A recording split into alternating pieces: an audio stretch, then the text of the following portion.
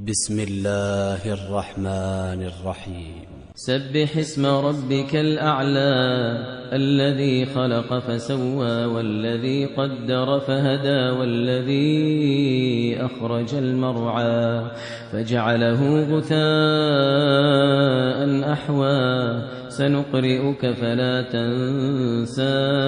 إلا ما شاء الله إنه يعلم الجهر وما يخفى ونيسرك لليسرى فذكر إن نفعت الذكرى سيذكر من يخشى ويتجنبها الأشقى الذي يصلى النار الكبرى ثم لا يموت فيها ولا يحيا قد أفلح من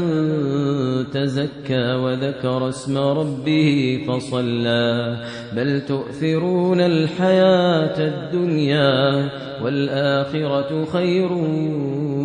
وأبقى إن هذا لفي الصحف الأولى صحف إبراهيم وموسى.